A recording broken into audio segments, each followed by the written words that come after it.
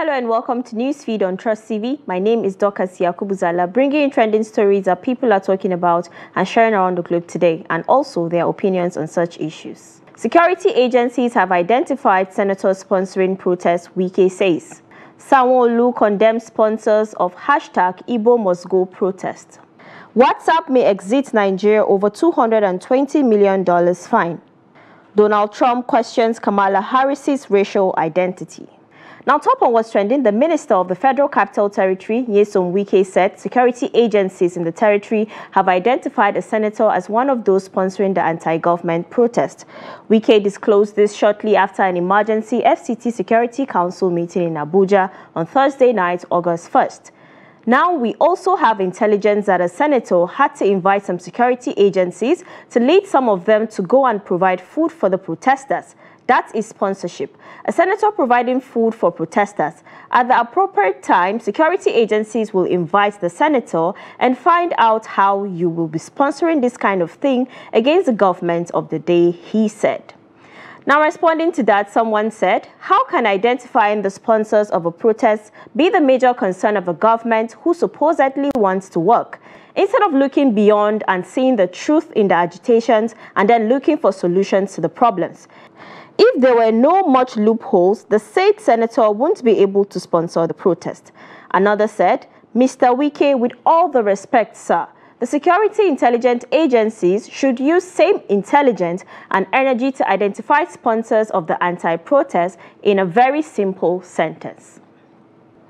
Well, Senator Ireti Kingibe, the lawmaker representing FCT in the National Assembly, has denied sponsoring the ongoing #EndBadGovernance protest in Abuja.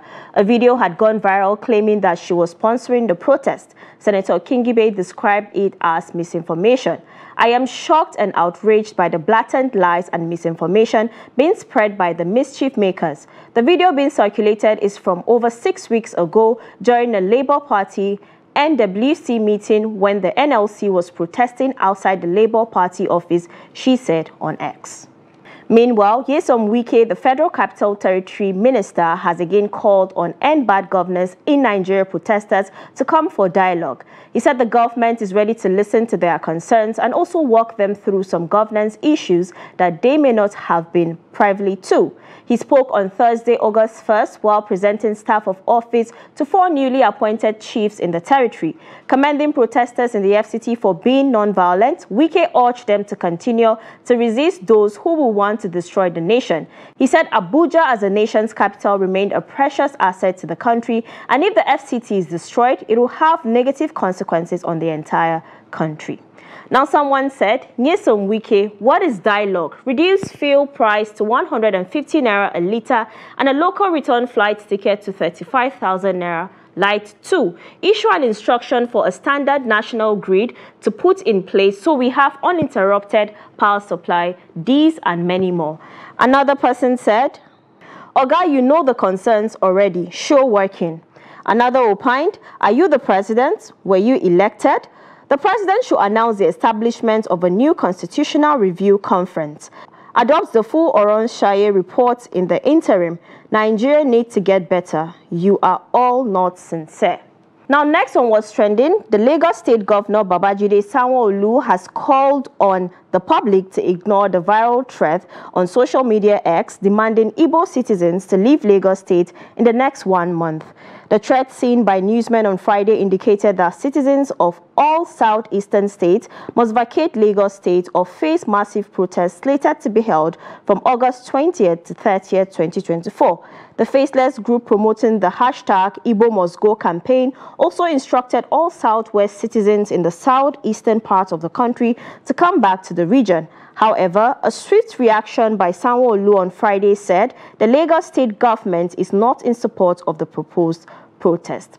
Now, responding to that, someone said, this is why we initially said no to protest, because clearly some elements will hijack it into chaos, looting and riots. May enemies of Nigeria continue to fail. Another said, make he arrest them and show the world. Another person wrote, condemn them to what? It's high time people got arrested and persecuted for inciting hatred and violence.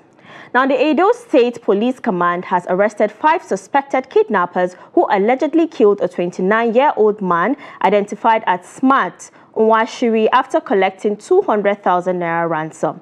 The Commissioner of Police, Funsho Adegboye, who disclosed this to newsmen, said the suspect committed the crime in Ologbo community in Ikoba, Oka local government area near Benin City. According to the CP, the suspect, who hail from Delta State but reside in Edo State, lured the victim into their hideout on the pretense of selling vehicle parts to him. The CP said the suspect conspired, kidnapped the victim, and demanded a ransom of 1 million naira, but later collected 200,000 naira. They used a dagger to kill him and buried the body in a shallow grave.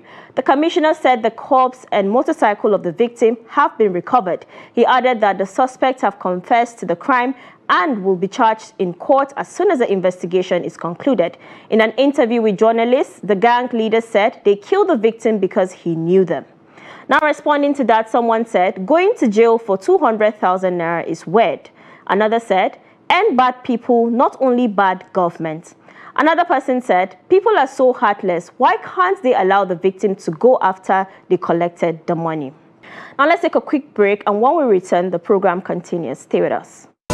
Welcome back, it's Newsfeed. Now, WhatsApp may suspend operations in Nigeria due to regulatory demands. Recently, Nigeria's Federal Competition and Consumer Protection Commission, FCCPC, imposed a $220 million fine on WhatsApp for a data privacy breach. Now, sources close to the situation indicate that Meta, WhatsApp's parent company, is contemplating the withdrawal of certain services from Nigeria. Alongside the substantial fine, the FCCPC has directed WhatsApp to cease sharing user data with other Facebook companies and third parties without explicit user consent. The Commission also requires WhatsApp to disclose details about its data collection practices and to enhance user control over data usage. In response, a WhatsApp spokesperson emailed Tech Cabal, "We want to be clear that technically, based on the order, it will be impossible to provide WhatsApp in Nigeria or globally." The spokesperson criticized the FCCPC's order as flawed, asserting that it inaccurately portrays WhatsApp's data handling and would necessitate significant changes to the platform's infrastructure.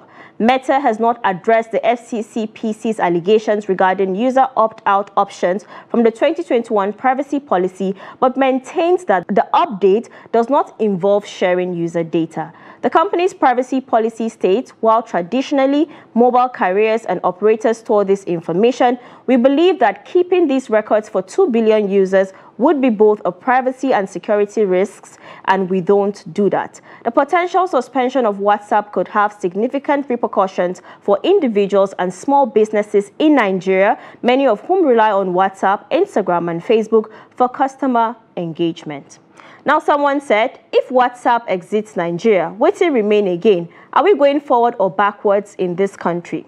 Another said, I beg you, I pray it doesn't happen, because WhatsApp has helped us in so many ways, especially when it comes to communicating with people outside the country. It's like you people are not apart because of the easy means of communication. Then the area of WhatsApp groups, online classes, and a lot. It won't be easy for us. Another person said, I beg, make them they go. I don't tire to they see craving ice cream for starters. Now from there, billing take they start.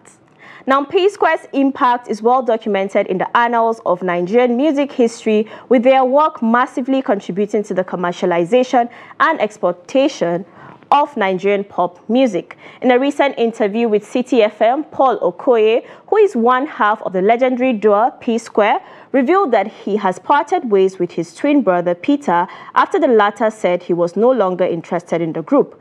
When asked if P-Square is good right now, Paul replied in the negative. While expressing his reluctance to go into details of their dispute, Paul Okoye shared that the group had creative differences over how they wanted to make their music. Now, responding to that, a netizen said, not the best of twins I have seen, no bond. 40+ twins acting like kids. Come to think of it, what if they weren't rich? Only God knows what could have happened. This is a perfect example of maturity, isn't by age. Another person said, now I think Rude Boy is talented, but he is the problem.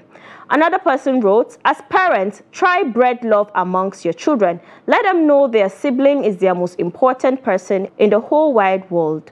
Encourage disagreement and quick resolution. Let them know they cannot go to bed without resolving their issues. They must settle it. If my parents don't do anything for me, at least them do this one. Make I thank them again because I don't understand sibling rivalry.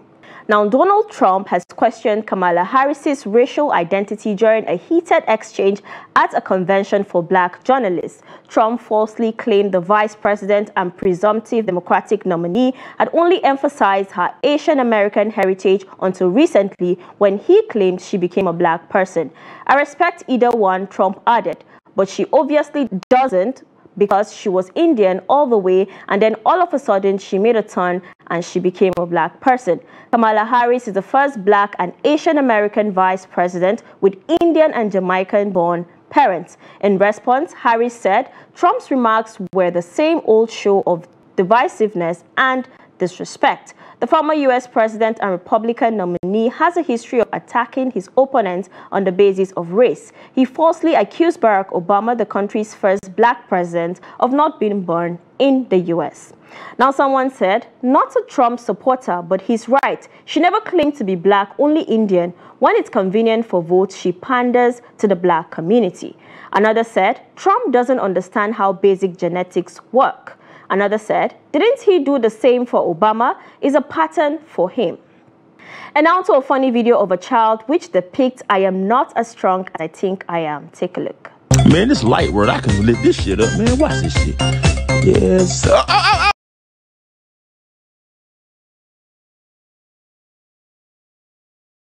And that's it. You're up to date with trending stories across the world. Follow us and subscribe to all our social media platforms: Facebook, YouTube, Instagram, and X. Until next time, goodbye.